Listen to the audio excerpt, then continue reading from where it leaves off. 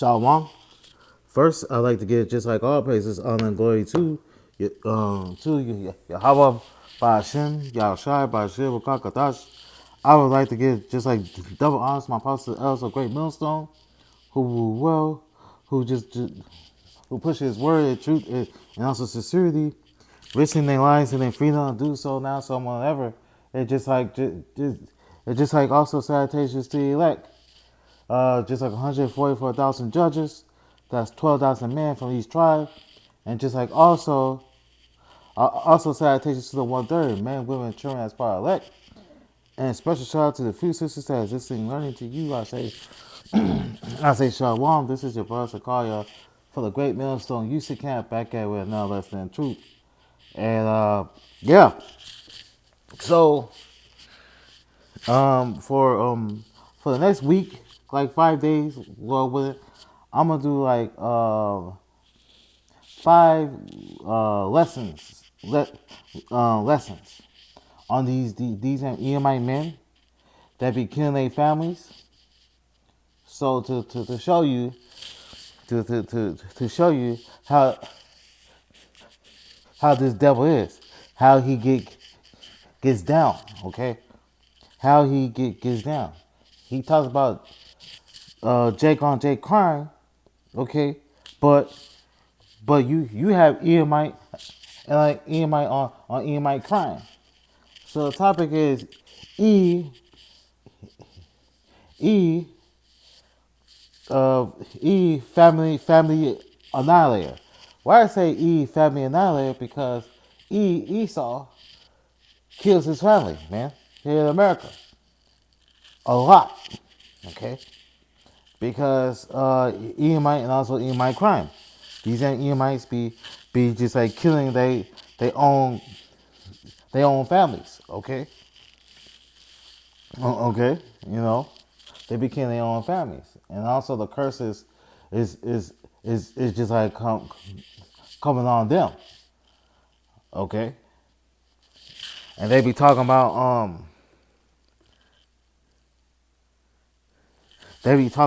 about us killing each other, yeah, that's true, but the reason why they like Jake kill each other because due to the curses.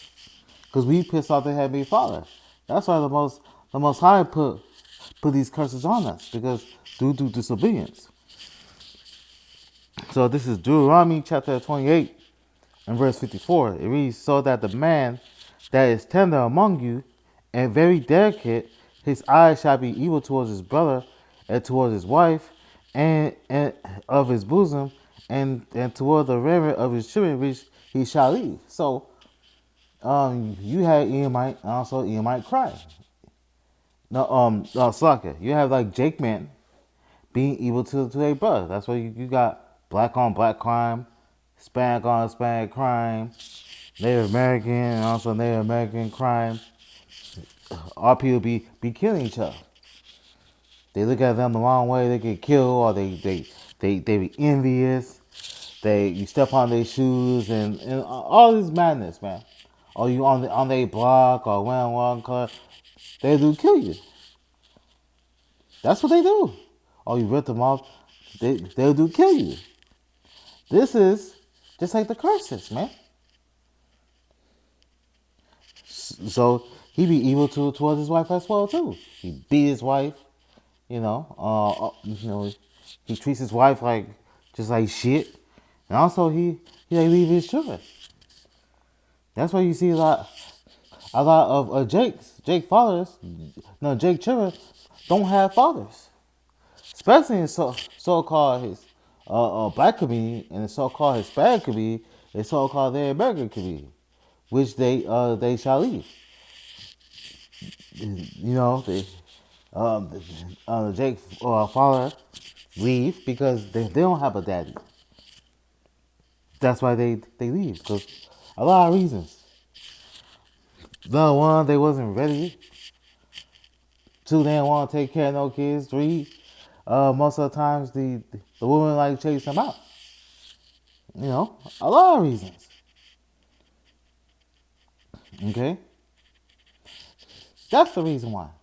Now these curses is coming on our enemies.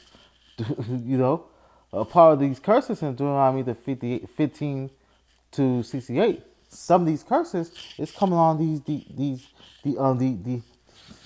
damn Edomites, man. Okay, and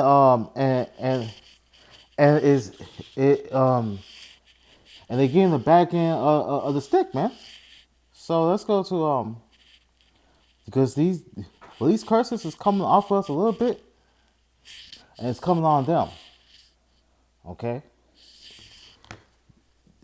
This is Deuteronomy chapter 30 and verse 7 reads, "And the Lord thy God will put all these curses upon thy enemies, and on them that hate thee, which have persecuted thee." So the Most High is taking these curses off us a little bit, and putting them on on our enemies, man. That just like persecute thee and also hate thee. Who's our enemies? These Edomites and these other nations. Uh, you could see you could link this into like Psalms the 83rd chapter. Who's our enemies? Our number one enemy is like Esau, Edom. Okay, let's get that, man. Let's get that. I say Psalms the 83rd chapter, so let's get to that. This is Psalms chapter 8, chapter 83 and verse 1. A song or psalm of the expert. Keep not thou silence, O power, hold not thy peace, and be not still, O power. Verse 2, for lo, thy enemies have make atonement, and they that hate thee have lifted up the head. They have taken crafty counsel against thy people, and consulted against thy hidden ones. Who is they? Our enemies, okay? Esau, Edom, and these nations, and these heathens, okay? The sons of the wicked is these Edomites, and the sons of men is these heathens, okay? And also the sons, so the sons of the wicked, and the sons of men, okay, that's taking crafty counsel against thy people. The sons of God, the Israelites. Okay? They consulted against thy heroes. Us, the Israelites, man. Okay? Okay. Um Verse 4, and they say, "Come, let us cut them off from being a nation, that the name Israel may not be no more in remembrance." So they try to cut us off, being liquor stores, putting drugs, putting the guns in the community to try to wipe us off. But it didn't work. Giving us STDs, all these diseases and shit. Okay? Trying to wipe us off because they know who we are. They know who we are. Okay? They know who we are, but you Jakes don't want to know who you are.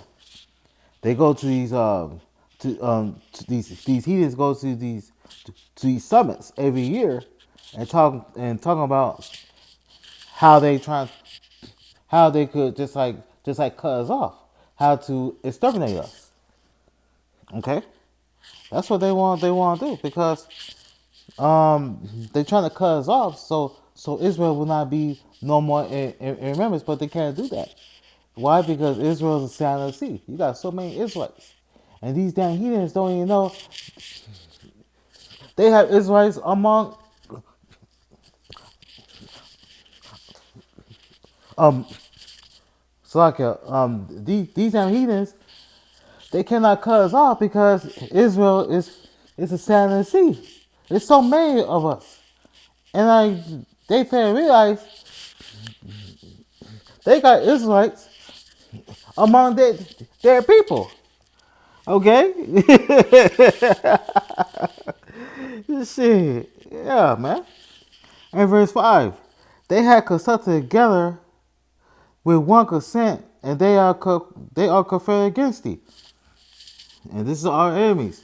The tabernacles of Edom. That's Esau, Edom. and the so-called white people, the Caucasians, and the Ishmaelites, the so-called Arab, Moab, so-called Chinese, okay, so-called Koreans, all right, and the Hagarenes, these Hamites, Gabal, Hamites, Ammon, so-called Japanese, and also Amalek, the small hats, the just like the descendants of like Esau, the 1948 years, the Philistines, the Africans, and the inhabitants of Tari, Africans, Hamites. All right, you Jakes, you damn Negroes like to call yourself Africans, but you're not Africans, you idiot. You want to align with them. These damn Africans hate your motherfucking ass. Okay? Because they know who you are. They fucking sold your ass, man. You Jakes talk about Africans. No, idiot. Africans saying Israelites. Okay? So let's get that away. This is why we got enemies. The curses is falling off our enemies. So this guy Edomite right here named John List, he said to save their souls, he killed his mom, his mother, and his kids because they were just like a pain in the ass towards him. So he killed them and disappeared for 18 years, and then John Walsh created America's Most Wanted, and he got a guy named Frank Bender to do a scope with some Play-Doh or something to see who the person is, and he got caught and sentenced to life in prison. But he died anyways. He died in 2008, John List. So I'm gonna play you the video, and then I'll give a few precepts. I'm gonna play it for 20 minutes, and then what I'm gonna do is like skip it to when he got caught. So you're gonna hear him this devil talk about what he did. So I'm gonna play the video. Oh, he's not going to heaven. I know for sure that this man is not going to heaven.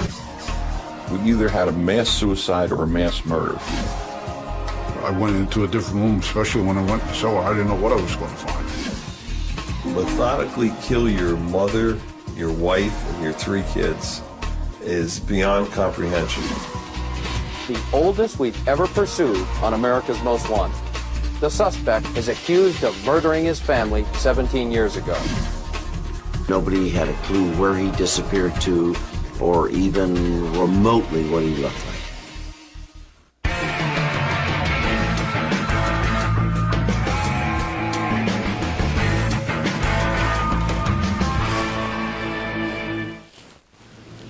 It is a sad truth that most murders in America occur within families. They are usually crimes of passion, often preceded by a long history of violence in the home. But John List was different. When he murdered all 5 members of his immediate family in 1971, there had been few of the typical warning signs, and a cold-hearted calculation of his plan. Also, I'll give you that time. Look up this podcast with these women be talking about him. Father One is Dead. It's like a 9-part series, and like people tell you, just like tell you about this guy, man. So this is a good series. You need to watch this. All right, just to let y'all know. And one more thing, Slovakia, fair use. I'm not making no money off of this. Fair use. I'm using this for Bible, educational, prophecy, edifying purposes. Fair use. Sent shockwaves across the country. John List has seldom spoken publicly about the crime. On this program, in a rare interview, he gives American justice the full story as we search for some insight into this enigmatic mass murderer and discover how law enforcement had to devise new methods to catch him.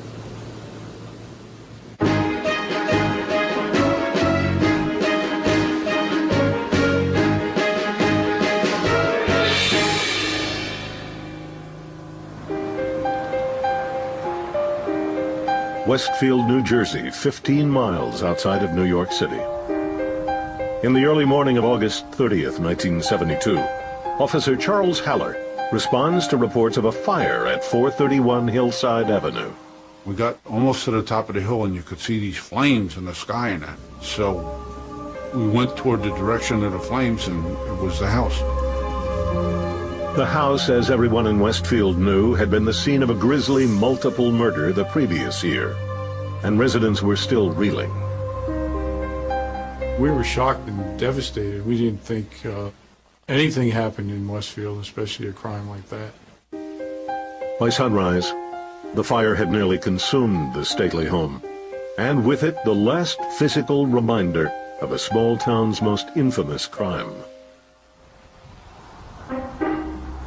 Just 10 months earlier, in the fall of 1971, the 19-room Victorian mansion had been the dream home of the List family.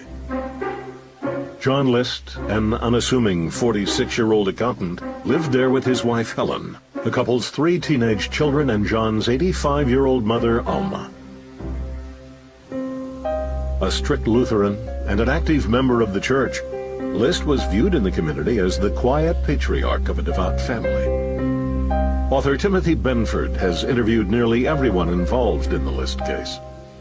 He was a deeply religious man, introverted, soft-spoken, a gentleman, the kind of person you would not mind having as a next-door neighbor. And the whole family was like that. In the 6 years the family had lived in Westfield, there had been no indication of trouble. But that was about to change. The week of November 9th, 1971, letters arrived at the schools of the List children: 16-year-old Patty, 15-year-old John, and 13-year-old Frederick. Their father had written that the family would be going out of town for a few weeks to help care for an ailing relative. For those next few weeks, the imposing List mansion sat quietly, lit up by the interior house lights. And this stayed on for days passed, weeks passed. Slowly, finally, eventually the lights start going out one by one. This aroused the suspicions of neighbors, who called Westfield police. On December 7th, officers Charles Haller and George Zelznick were dispatched to the List house. By this time, the family hadn't been seen for nearly a month. My partner and I parked out on the street, walked up, went around, checked the house. Everything appeared to be in order. Neighbors informed the officers that the family was on a trip.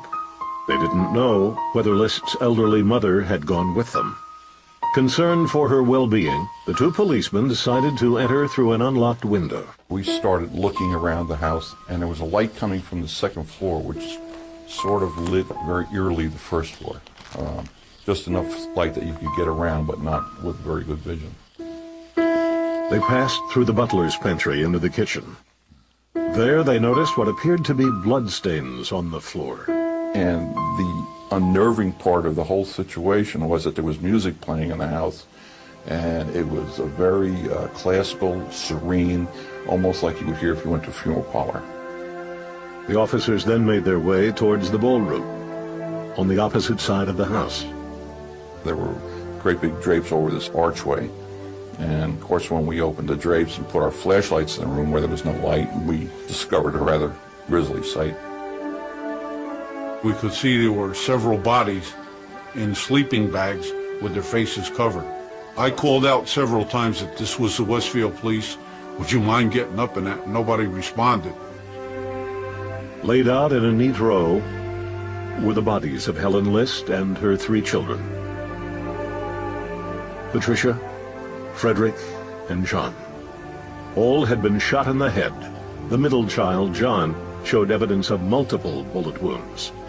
Officer Zelznick immediately went to call for backup. I don't remember exactly, but I think I said something to the fact we either had a mass suicide or a mass murder. Still unaccounted for were John List and his mother. The officers split up to search for them as they waited for backup to arrive. This is a big house, 3 floors. Every time I went into a different room, especially when I went in the cellar, I didn't know what I was going to find. I did have definitely a sense of that perpetrator of this crime might still be in the house. Of course, this was not too long after the movie Psycho was around, and it was still vivid in my mind. And as I opened each closed door, I had the sense that somebody was going to jump out at me. Backup soon arrived, and after nearly 45 minutes of searching, the officers made it to a third-floor apartment. There, in a back room, they found the body of John List's 85-year-old mother, Alma. She, too, had a gunshot wound to the head. The position that she was on the floor, the way she had fell to her knees and then fell over backwards, it was like she was trying to get away from somebody. The only member of the household now unaccounted for was John List. But police didn't have to wonder why for long. In his first-floor office, they found a 5-page letter written by List and addressed to his pastor. It was dated November 9th, 1971, 4 weeks earlier. In it, in a detached, meticulous tone, List took full responsibility for the murder of his family. He wrote that he was facing bankruptcy and that he had killed his family to spare them from what he believed were the sinful effects of a life of poverty. He wrote, quote, "At least I'm certain that all have gone to heaven now." He ended the letter with a chilling detail, writing, P.S., "Mother is in the hallway in the attic, 3rd floor. She was too heavy to move." With a mass murderer on the loose, authorities launched a nationwide manhunt. 2 days after finding the bodies, police located List's Chevy Impala at Kennedy International Airport. But the fugitive List had nearly a month head start. For 2 more decades, the letter he left at the crime scene would be the last that was heard from him.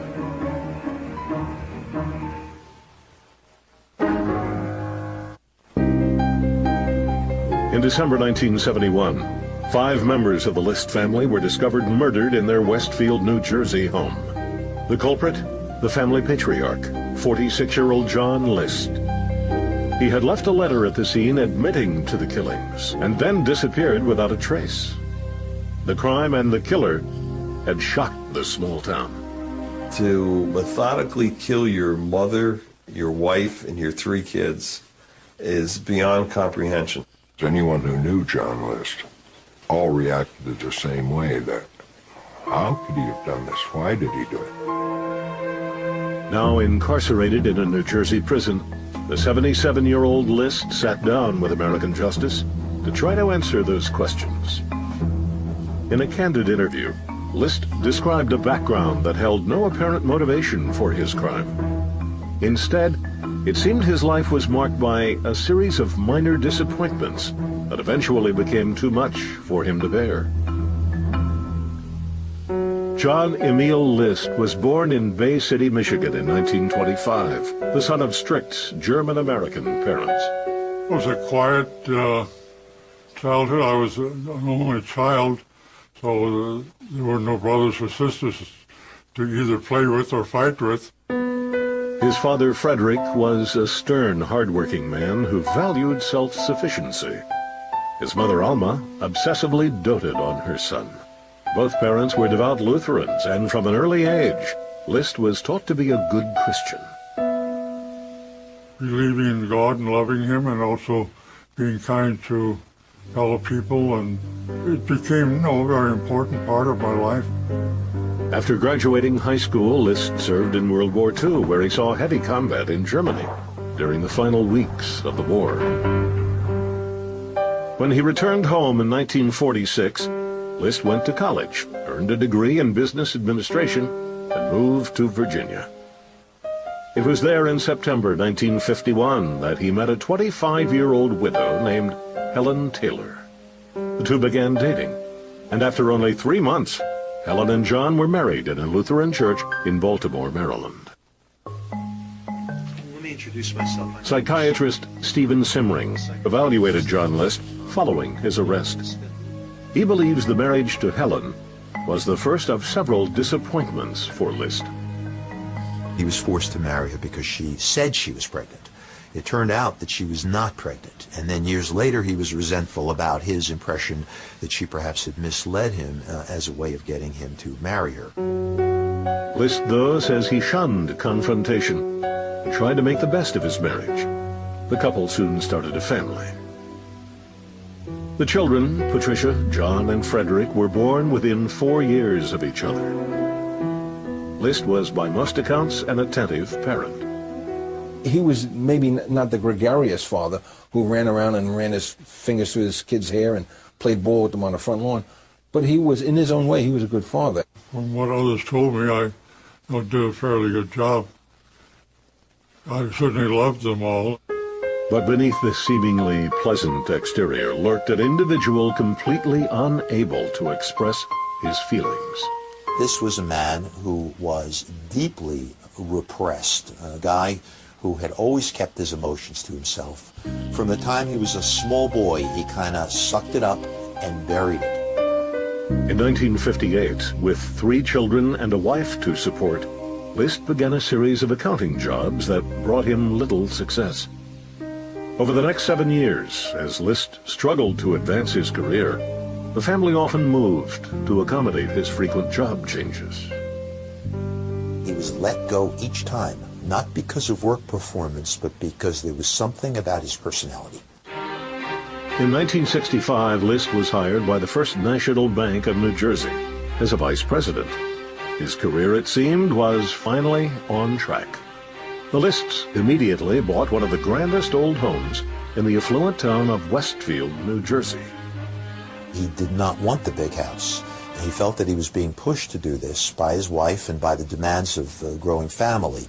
He made a decision to borrow money from his mother and then invite his mother to live with him. The pictures from the time seem idyllic, but pressures were building. List and his wife, who tried to access, were often at odds, and their marital problems only increased with the presence of List's overbearing mother. Yeah, one of his podcasts, one of the podcasts, Father One is Dead, a Lutheran, heard John List's wife say, "You're not the man that I used to. You're not. I think she said you like half of the man or something." That kind of pissed him off. That kind of set him off to just like kill her and stuff. You know. Yep, just to let you know. Then in 1966, having failed to fit in at his job once again, John List was fired from the bank after only 1 year. From that point on, I think it's when the downfall really began. That's when he started realizing he was not a success. He was failing to provide for his family, and the problems kept mounting. His pride, List says, compelled him to hide this from his family. I guess I was sort of beaten down, from the failures that I had had. And I was ashamed to let anybody know.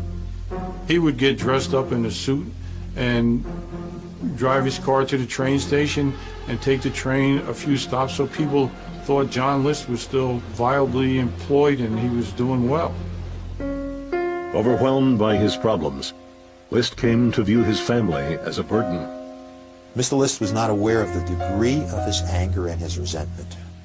He was resentful of his mother for years and years. He was resentful of his wife from the time she had tricked him into marrying him, he believed. And he was resentful of his children for all kinds of reasons that many of us resent teenagers who can be a pain in the rear end. That resentment built over the next 5 years as List moved through a string of unsuccessful jobs. By November 1971, he was facing bankruptcy. The proud, deeply religious List now began contemplating his options.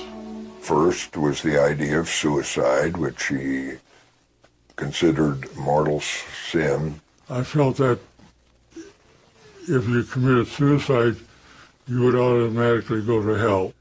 There was the possibility of simply fleeing the scene and leaving the family to the mercy of the welfare state. His pride simply ruled this out as well. He reached a point where he felt that the family was going to have to go on welfare. They were going to be destitute. Hold on, let me get just like a preset.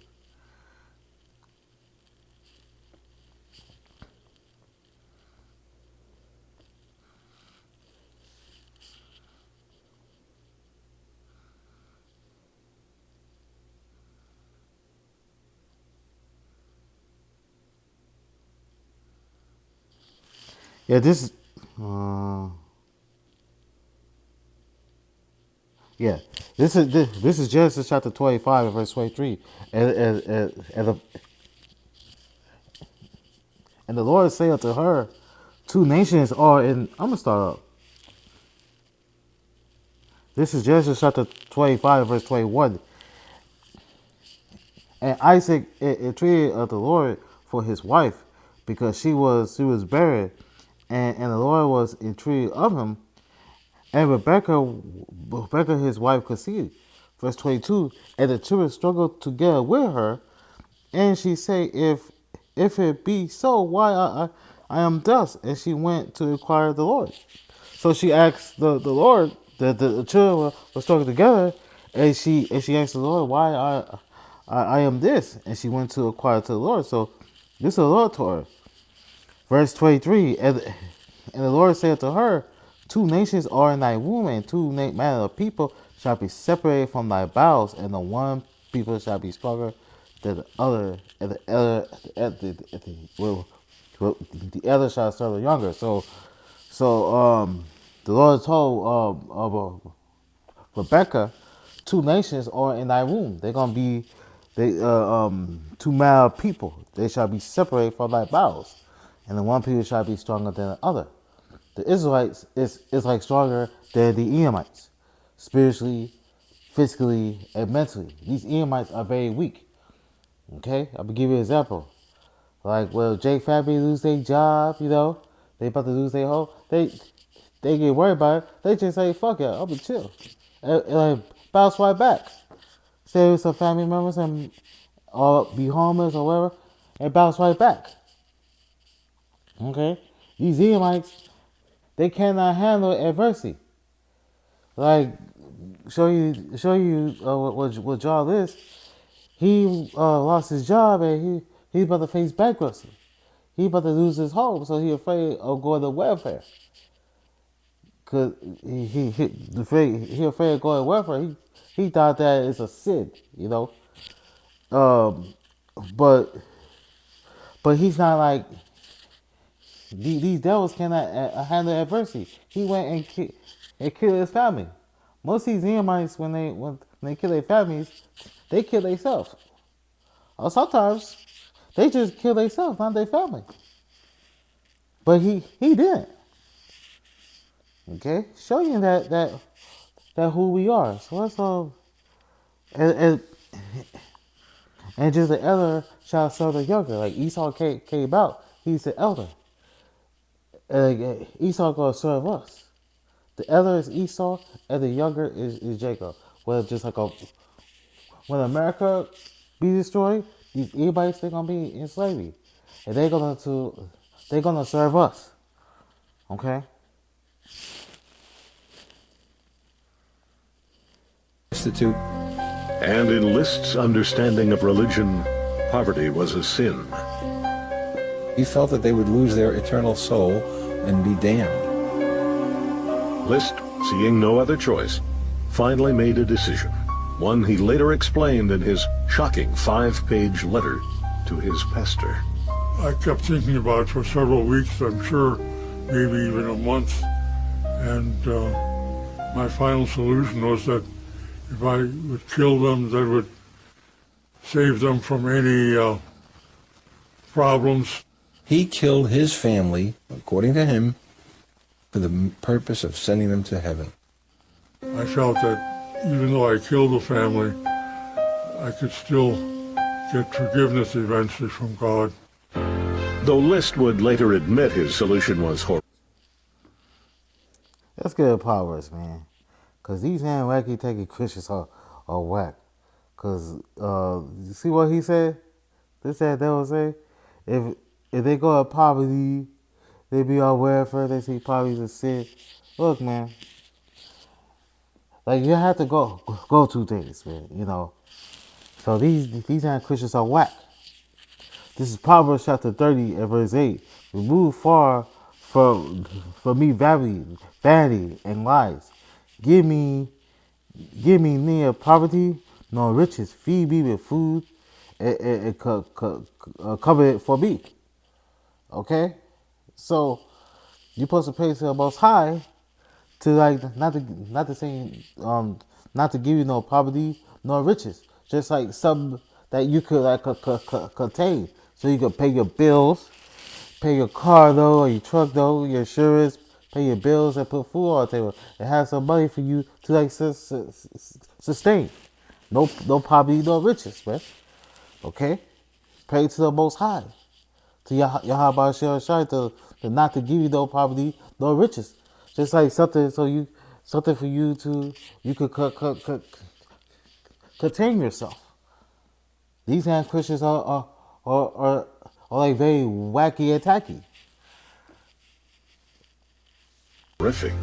He attributed it to what psychiatrists termed an obsessive-compulsive personality disorder.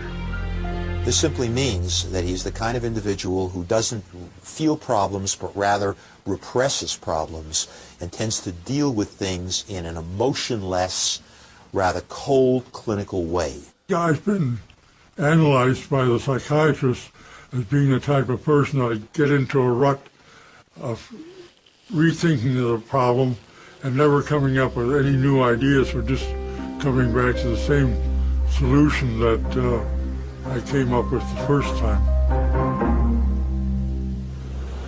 With the same chilling detachment John List used to devise his plan of murder, he would now go on to carry it out.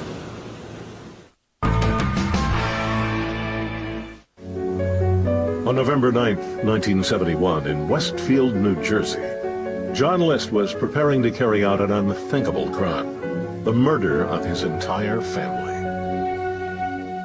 I had just gotten myself so convinced that this was what I had to do that I was going to go through with the whole program.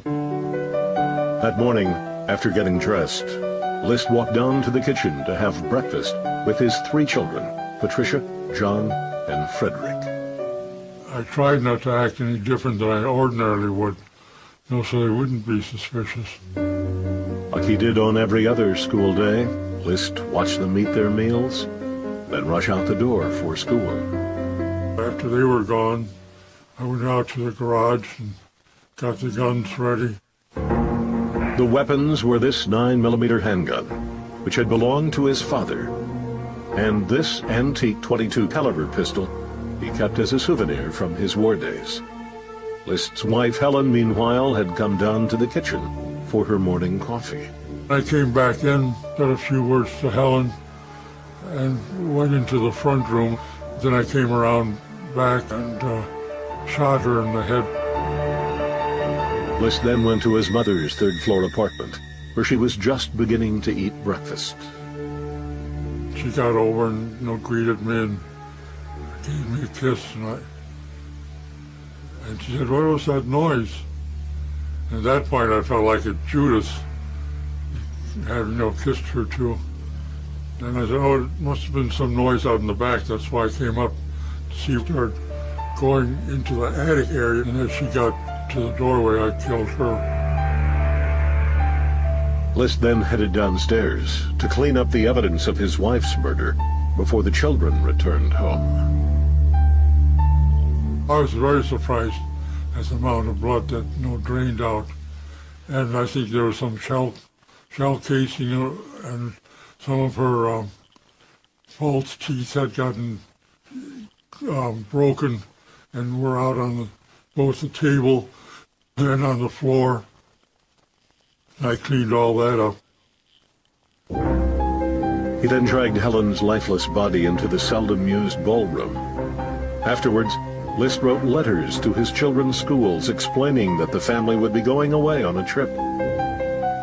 He then drove to the bank, where he withdrew more than $2,000 from the account he shared with his mother. He also went to the post office to send the letters and stop the mail. After coming home, List made himself a sandwich and waited for his children to return from school. Even with his wife and mother dead in the house, List says he had no second thoughts. I don't believe that while I was eating, especially at lunchtime, that I had any feelings of, I should stop and not go any farther with this.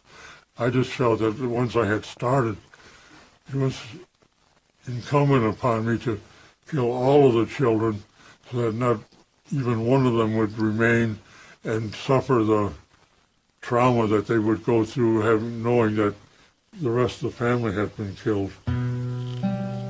List's 16-year-old daughter, Patty, was the first to arrive home. As she walked into the kitchen, List snuck up behind her and shot her in the head. He moved her corpse into the ballroom and placed her on a sleeping bag near her mother. I just thought it was better than just laying them on the blank floor. There was no carpet in most of the house. When his youngest son, 13-year-old Frederick, entered the house, List shot him in the back of the head and placed him on a sleeping bag next to his sister. Then, instead of waiting for his last child, John, to come home, List decided to pick him up at school. He had a soccer game, so I went over and watched the soccer game. He seemed to be playing a good game and enjoying himself. And then we came home together in the car. Father and son walked in through the kitchen door, and the 15-year-old placed his gym bag on the counter. His father then came up behind him and shot him in the head. But this final murder would not be as quick as the others. All the others, they just, dropped. So I knew they were dead. With John, I don't know whether it was a muscle reaction that caused him to jerk around a little bit. But then I shot several more times. It was later determined that List shot his son 10 times. He claims, though, that John, like the rest, did not suffer.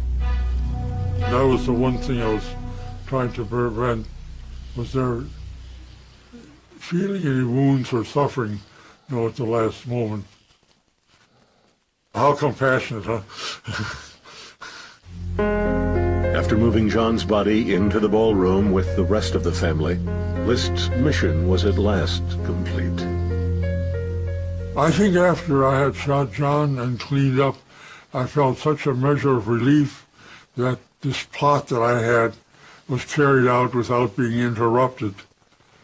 That I more or less relaxed after that. One of the first things he did was sit down in the kitchen for another meal. Having been in combat, we were out killing and fighting, and then we'd come in and have something to eat.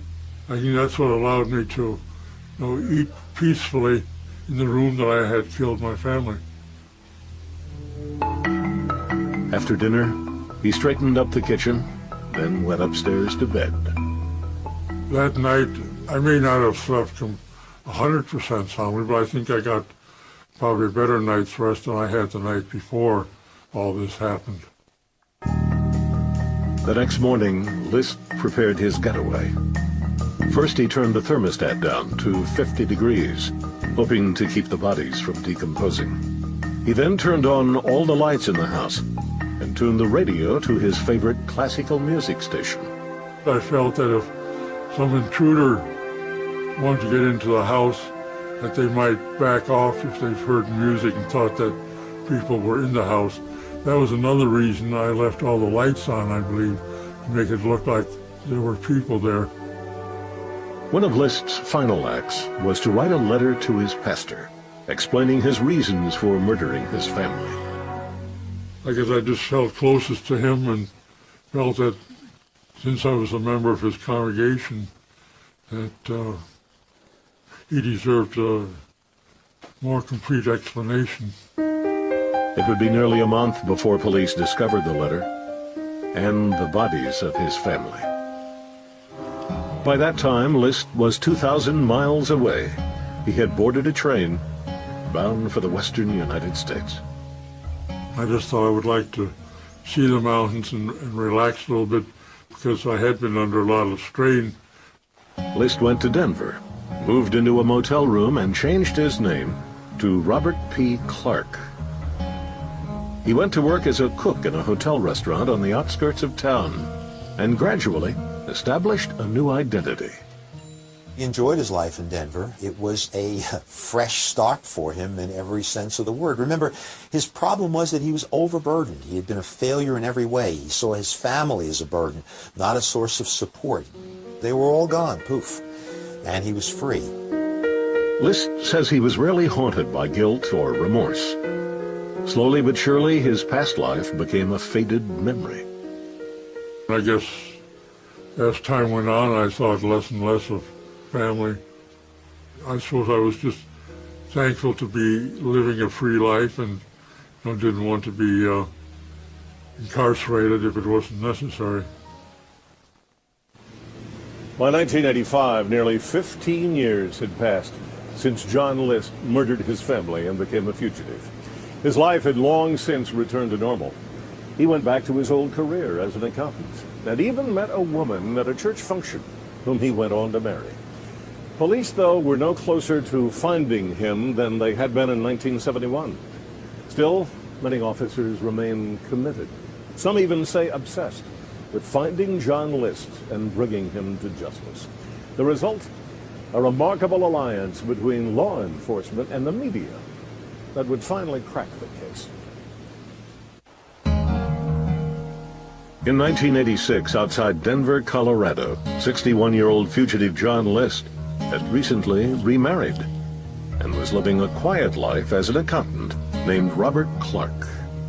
Neither his wife nor his friends had any idea that nearly 15 years earlier, List had murdered all 5 members of his immediate family. I just more or less existed and just go along and do what has to be done, I guess, to just survive. Back in Westfield, New Jersey, residents were well aware that the perpetrator of one of the most notorious crimes in state history was still at large. The people in Westfield thought about him every year at the anniversary. Every paper in the state of New Jersey covered the story. It's 2 years, it's 5 years, it's 10 years since the List murders. Where is he now? The FBI had long since joined the search for John List, and he became one of their most wanted fugitives.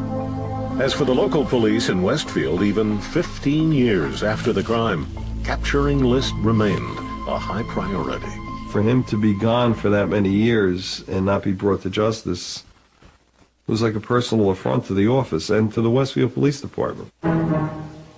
Over the years, they received mail bags full of tips, all to no avail. We really never had a lead that was really even close. And yet we followed them all to, their limit, and it became very frustrating. No matter how cold the case became, the officers did not forget it.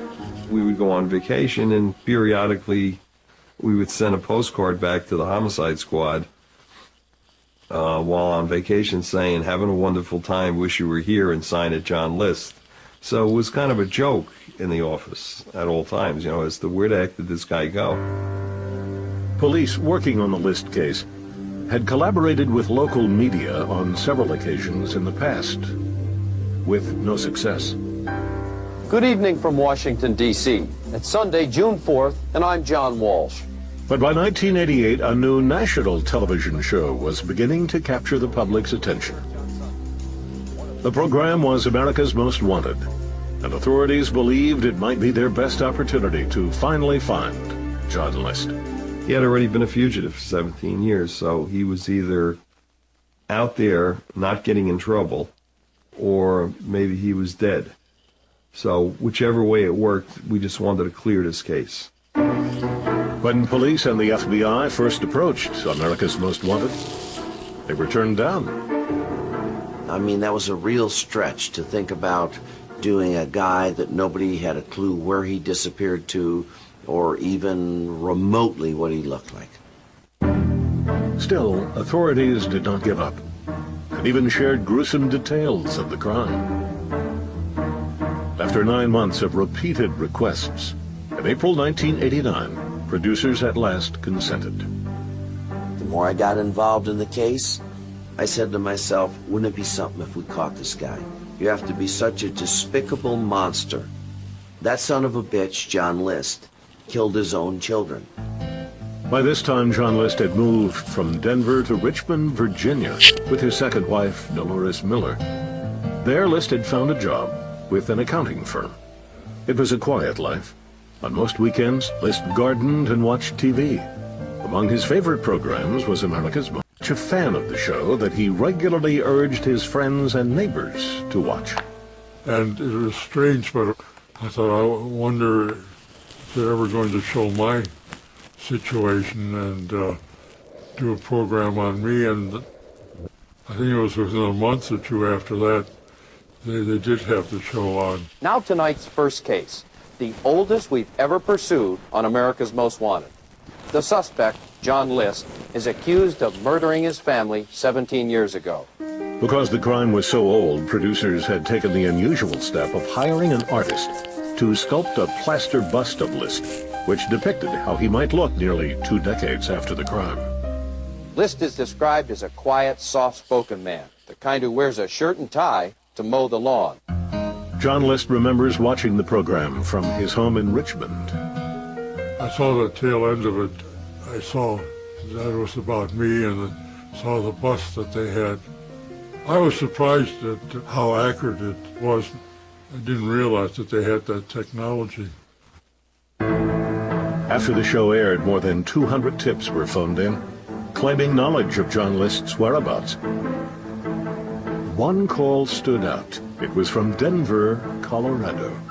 It was a next-door neighbor, and when they did the report on the List murders, she was convinced that that was Bob Clark, the neighbor who lived next door, who had just moved with his wife to Virginia.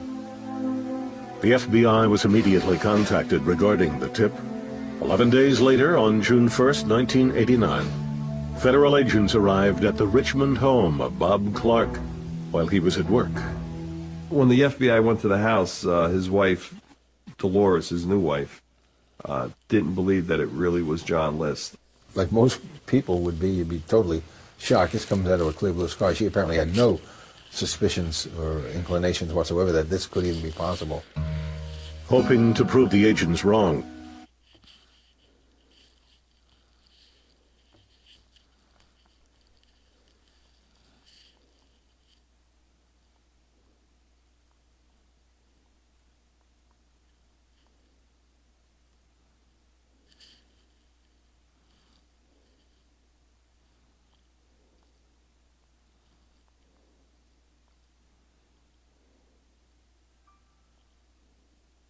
Yeah.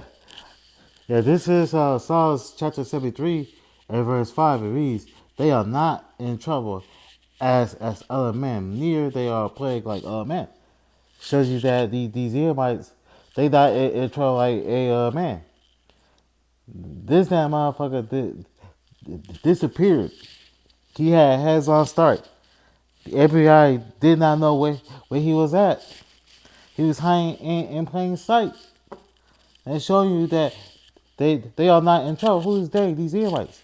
They not in trouble as like other men. They could do crimes and like walk up scot free most of the time. You got Edomites who are wanted fugitives out here, and you ain't know. Just out in the open. Because they not in trouble like a man. Even though they play like a man. They could get a bottle of food. Nothing happened to them. They could go anywhere. They could get jobs with just like felony felonies on their record, man. Showing you that they not in trouble like a man. Like, he wasn't worried about it. Okay? But a cop arrested Edomite, they treat them well. Okay, well Jake is a fugitive and he get caught. Jake get rough up. Okay, so I tell you they can do shit and get away with it. He almost got away with it. I'm gonna do another lesson about a guy that did the same thing and disappeared for like about like 47 years. They hadn't caught this guy. He could be hiding in plain sight. Telling you that they not in trouble like hey man, that came to pass. Okay? Dolores told them they could find her husband, Bob Clark, at his accounting office. 2 agents went to where he was working. When they talked to him, he of course denied being John List. Then they brought him back to headquarters where they fingerprinted him, and they compared his fingerprints to that of John List, and it came back as a match. No questions asked. It was John List. That same day, John List was placed under arrest. After nearly 18 years, police had at last caught their man. But the person calling himself Robert Clark still refused to admit he was John List. He just absolutely denied it. It's not me. I don't know what you're talking about. Even after he was confronted with the fact that his fingerprints were a match, he still was like, it's not me. My name is Robert P. Clark. I says to him, John, we know it's you. But he just smiled and didn't say anything. When I got the word that he was caught, I did cartwheels. There's some great satisfaction in this, because this coward, this son of a, is a child killer. And you know what? We caught him. After so many years on the run, John List was finally going to court. It was only here that he would drop the alias of Robert Clark and admit he was, in fact, the missing John List. Meanwhile, police back in Westfield, New Jersey, had preserved nearly every piece of evidence from the 17-year-old crime, making the prosecution's job at trial that much. Yeah, he said like he was sentenced in Westfield, New Jersey to like 5 life sentences, and also he died in just like 2008. So you can watch this video. You could just like watch it. So I'm gonna wrap this up. First, I'd like to give, just like all places, all the glory to Yahweh Ba'ashir Yahushai, also double honor to our apostle, El Great Wisdom, and for next time, Shalom.